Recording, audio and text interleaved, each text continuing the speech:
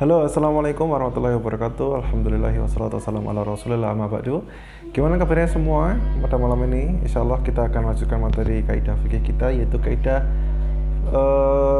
fikih kubro yang ketiga. Pada malam ini saya tampil beda ya, tumben-tumben pakai peci. Ini hadiah dari MBS, di endorse. Enggak, MBS baik banget bagi-bagi peci. Alhamdulillah. Oke, kaidah yang ketiga adalah kaidah al-masyaqqatu tajlibut taisir. Masyaqqah tajlibut taisir. Sebelum kita mulai lebih dalam lagi, silahkan kalian siapkan kertas dan bolpen.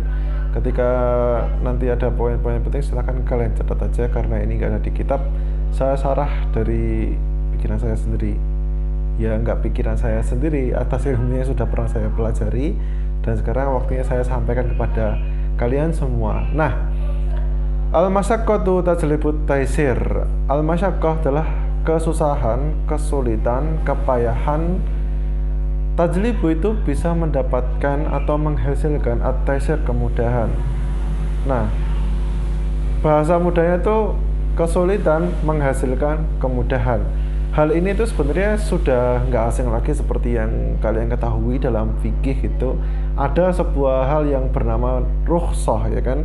Udah nggak asing kan dengan namanya rukhsah. Contohnya kalau kita misalnya sedang safar atau bepergian jarak jauh nih, misalnya kita kan bisa mendapatkan rukhsah boleh menjamak atau mengqashar sholat, atau bahkan kita boleh tidak melaksanakan ibadah puasa, ya kan?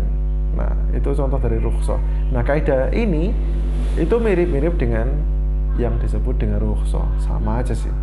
Dan tentu saja kaidah masyaqqah tajlibut taisir ini bukan serta-merta bikinan ulama, tapi ulama yang memikirkan kaidah ini kemudian mengambil intisari-intisari dari Al-Quran dan hadis sehingga bisa muncul kaidah ini. Dan ternyata kaidah ini itu hampir apa istilahnya, menyerupai hukum qat'i yang ada di nas, karena saking banyaknya problematika di fikih, problematika di kehidupan umat Islam itu bisa selesai dengan kaidah ini gitu. Nah, apa aja sih contoh ayatnya? Ini ada beberapa ya. Contohnya ada di surat An-Nisa ayat 28 atau berapa gitu. Yuridullahu liyaj'ala 'alaikum yuridullahu liyukhaffifa ankum wa khuliqal insanu dha'ifa. Allah menginginkan untuk meringankan beban kalian. Wa khuliqal insanu dha'ifa, dan manusia itu diciptakan dalam keadaan yang dhaif atau lemah. Yang kedua misalnya yuridullahu liyaj'ala 'alaikum min haraj. Ma yuridullahu liyaj'ala 'alaikum min haraj. Itu ada di surat Al-Maidah ayat 6 sebelum al-yauma akmaltu lakum. Nah, setelah al-yauma akmaltu lakum dinakum. Nah, Allah itu memang tidak ingin ketika membebani hambanya itu terlalu berat. Makanya ada ayat innama al-usri yusra la yukallifullahu nafsan illa wus'aha. Itu adalah dalil umum dari kaidah al-masyaqqatu tajlibut taisir. Dalil-dalil ini kalian tulis, kalian catat, dihafalkan sebagai nanti bekal untuk mengikuti ujian. Dan dalil selanjutnya yaitu dari al-hadis, yaitu rufi'a qala Rasulullah SAW rufi'a qalamu an salasin ila akhiril hadis, ya,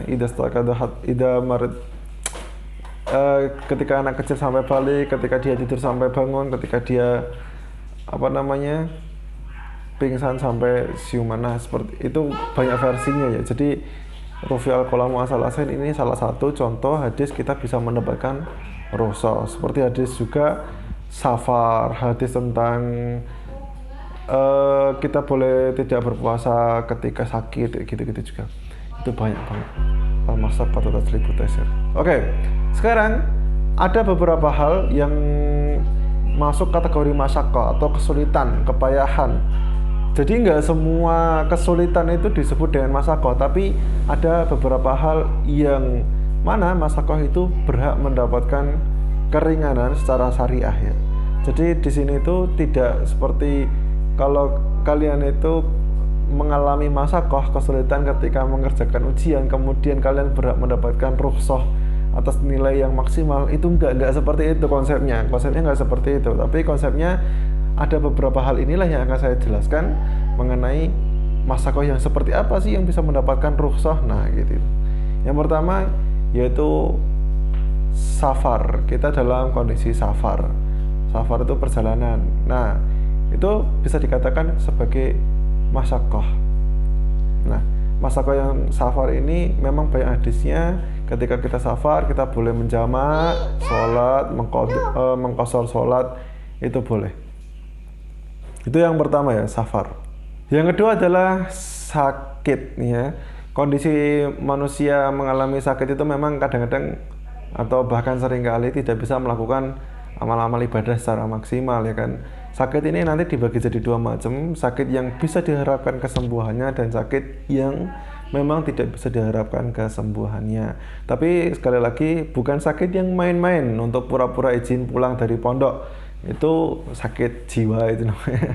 Kalau hal seperti itu tuh nggak bisa dapat masakoh, nggak bisa dapat taisir dan tidak disebut sebagai masakoh atau kesulitan yang berhak mendapatkan keringanan. Enggak.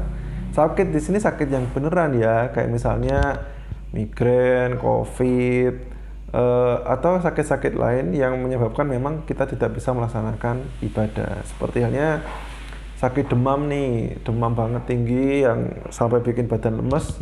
Bagi laki-laki yang ada kewajiban sholat Jumat, maka dia boleh nggak ikut sholat Jumat. Kebolehan dia tidak ikut sholat Jumat itu adalah taizir dari masakoh yang dialami, yaitu demam kayak gitu. Ibu hamil nih, ibu hamil nggak bisa, misalnya ibu hamil dia nggak bisa ikut puasa karena mual terus gitu kan, repot kalau mau puasa gitu, kasihan janinnya, kasihan istrinya gitu, ibunya itu, maka dia diperbolehkan untuk tidak mengikuti puasa Ramadan. Tapi tetap aja kalaupun nggak mengikuti puasa Ramadan tetap diqodho ya kan puasanya gitu. Yang ketiga yaitu perkara lupa. Lupa merupakan nikmat yang diberikan Allah Subhanahu wa taala kepada kita. Itu tuh orang yang lupa tuh nikmat banget. Maka itu juga termasuk hal yang dianggap sebagai masakoh yang berhak mendapatkan keringanan ya kan. Contohnya ketika bulan Ramadan kemudian kita lupa untuk bahwa kita tuh sedang berpuasa, tapi ono es teh neng dhuwur meja diombe. Setelah habis satu gelas kita ingat, maka puasanya nggak batal. Nah itu namanya juga taisir dari hal masakoh yang lupa tadi. Itu nikmat banget. Tapi nggak ada orang yang namanya lupa punya istri atau belum. Kemudian dia ini malah melakukan hal yang enggak itu bahaya. Itu nggak ada kayak gitu. Nah, yang selanjutnya yang keempat adalah tidak tahu. Orang yang tidak tahu itu memang tidak terlepas dari syariah dan dia mendapatkan keringanan. Tapi kategori tidak tahu di sini bukan berarti dia tidak pernah mencari tahu. Contohnya kayak gini lah. Contohnya kayak seorang mukallaf masuk ke dalam Islam kan baru-baru aja, belum tentu dia langsung menguasai seluruh aspek yang ada dalam Islam nih. Misalnya dia masih melakukan kebiasaan-kebiasaan dia ketika masih sebelum mukallaf, maka itu insya Allah ma'fu atau diampuni. Itu maka nggak apa-apa. Yang kelima adalah keterpaksaan, kondisi yang memang benar-benar terpaksa ya. Jadi kondisi terpaksa itu seperti halnya dulu ada sahabat ya yang dipaksa untuk mengatakan kekafirannya, dan dia mengatakan kalau dia nggak mengaku kafir dia akan disiksa sampai mati, tapi kalau dia mengaku kafir maksudnya murtad keluar dari Islam maka dia akan selamat. Hal ini boleh dilakukan meskipun hal tersebut itu haram, keterpaksaan, kondisi yang sangat-sangat memaksa itu boleh dilakukan. Jadi si sahabat tersebut kan mengatakan, Ammar bin Yasir ya, Ammar bin Yasir itu mengatakan oke, saya keluar dari Islam, tapi dalam hatinya dia tetap mengatakan saya masih dalam Islam. Jadi itu kondisi yang sangat terpaksa itu bisa mendapatkan keringanan dalam Islam atau rukhsah. Kondisi selain itu misalnya dalam kondisi darurat, atau kalau misalnya kalian semua itu beberapa dari kalian itu kuliah di luar negeri, yang mana di luar negeri itu di daerah tersebut tidak ada yang namanya makanan halal. Kalaupun ada makanan halal, misalnya roti itu pun dicampur dengan minyak babi misalnya.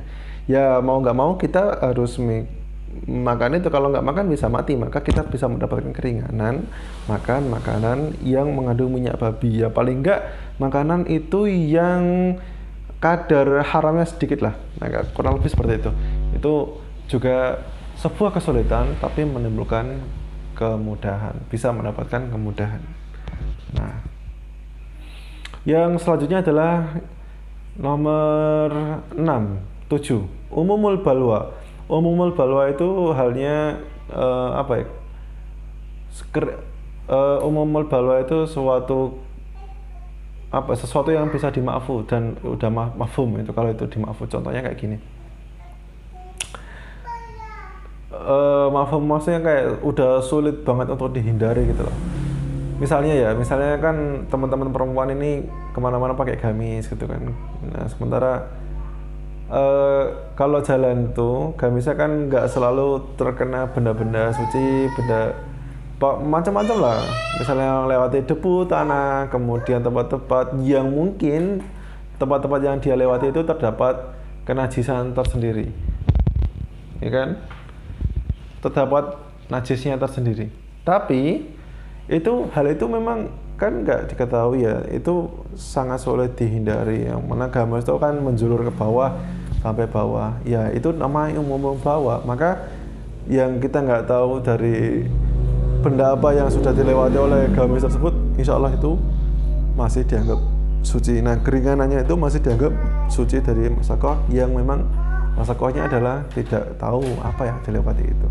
Itu adalah indikator-indikator masakoh yang berhak mendapatkan kesulitan. Oke, kurang lebih seperti itu. Jadi nggak setiap masakoh, nggak setiap kesulitan itu mendapatkan keringanan. Kalian kesulitan ngerjain tugas terus dapat keringanan, ya sebenarnya enggak, orang namanya kewajiban gitu kan. Kalian ya macam-macam lah gitu. Nah ini aja mungkin materi kita kali ini. Jika kalian memiliki pertanyaan silahkan kita diskusikan aja di grup ya, atau di mana, nggak masalah. Kalau mau Zoom meeting bilang aja, insya Allah saya siap, dan jika waktunya juga masuk schedule saya gitu. Oke, gitu aja kurang lebihnya. Assalamualaikum warahmatullahi wabarakatuh. Al-masyaqqatu tajlibut taisir.